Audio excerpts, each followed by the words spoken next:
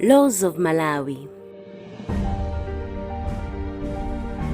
The Malawi Penal Code, Section 157. You might think this clause is too powerful. Well, maybe powerful enough to protect prospective victims of sexual abuse perpetrated by their own blood.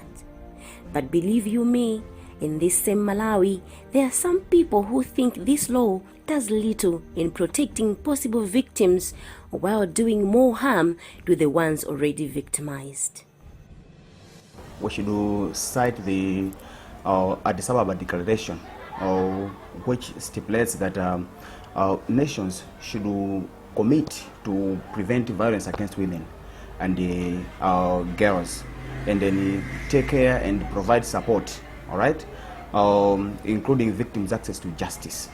So looking at the section 160 in the Penal Code, there is a catch to meting of justice to girls and young women, because there's a condition in that section which stipulates that the cases of incest should at least be reviewed and be authorized formally by the DPP before prosecution commences. Many of us as young people, youth leaders in Malawi, we are very concerned because I think we are treating these cases differently from how we treat the other sexual violence cases. For example, I think in some districts we have some cases which have stalled for over 5 years or 6 years, just because maybe the files of the cases were sent to the DPP's office, awaiting for approval. So you know, if it's taking long for the Director of Public Prosecution to give a go-ahead, the magistrate course or the resident magistrate course to go ahead and man the cases, I think that's where the challenge is now. The challenges, the cases are taking too long to be completed. As a result, I think we are now denying or delaying justice for adolescent girls and young women who are survivors of the cases that we are talking about.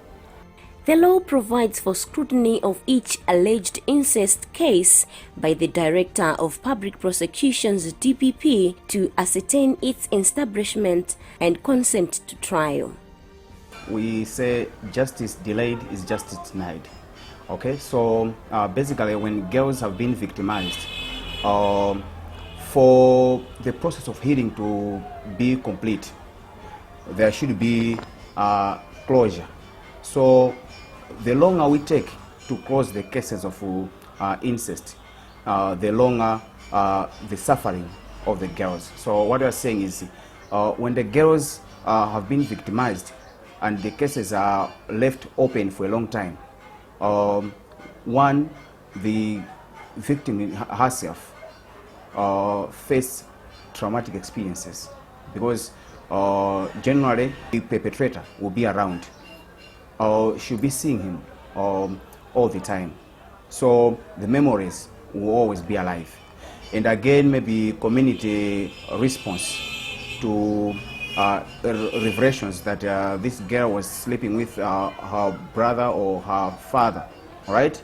It's traumatic again because of discrimination, stigmatization by the community itself. So all this process, the longer it takes to prosecute these cases, it gives the girl a lot of pressure, all right? A lot of psychological torture that is coming in because of the delay in the cases. So if my father or blood brother decides to be a beast and sexually harass me, the odds are that if my case goes to the magistrate court, I have not less than 2 years of waiting for my case to appear in court for hearing.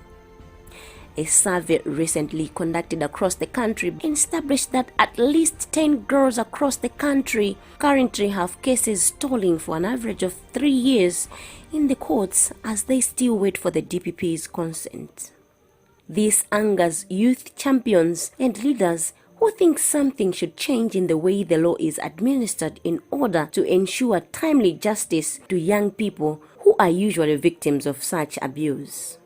I don't see any difference between incest and rape because all these two deals with sexual act. I don't think it's really important to differentiate the two, but rather they should be treated as the same thing because they all affect human lives. It's a big issue and it's affecting many lives of women and girls here in Malawi. Malamulo amene adayikidwa hapa milandu yogwirira ana pachibale ifeyo ngati achinyamata. The law has created confusion among lay people who barely understand what happens in the administration of this constitutional clause. On the one hand, the law provides an unwanted opportunity for perpetrators to enjoy life out there, while the victim becomes imprisoned in her own community due to the atmosphere created by the events. For this reason, we as young people believe that procedures attached to this law are not helpful at all because they are sending a bad message out there. Meanwhile, some people think perhaps it is not a crime to rape or defile a relative, but rather in an relation. This is so because they have evidence of so many people who were quickly prosecuted after being identified as suspects of rape or defilement. Yet when the same happens and the victim is a blood relation, the case takes years to see the light of the day. We would like this law to be repealed, or at least its fulfillment procedures to be revised.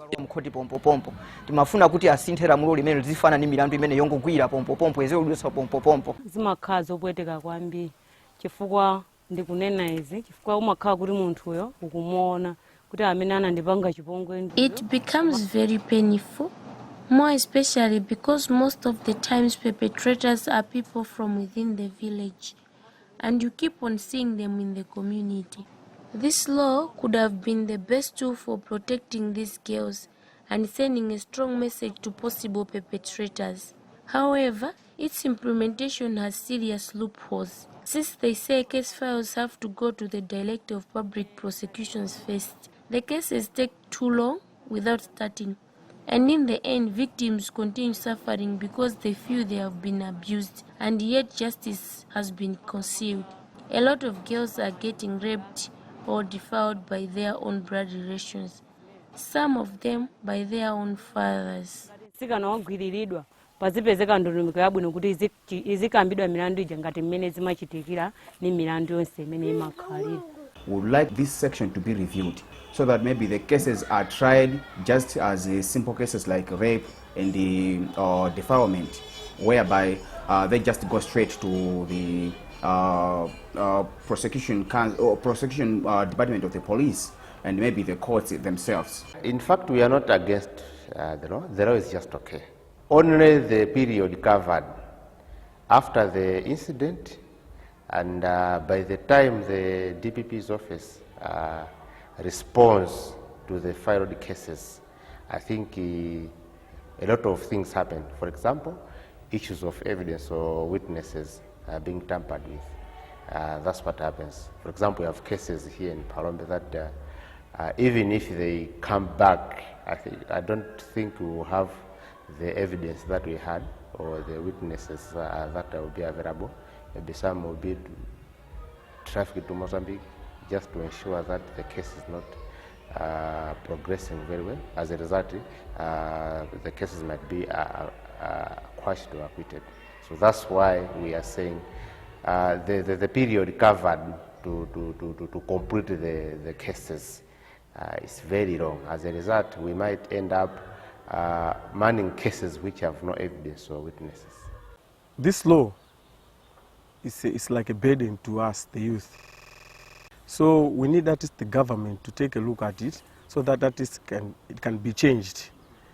It has to work like any other laws. This section needs to be revised.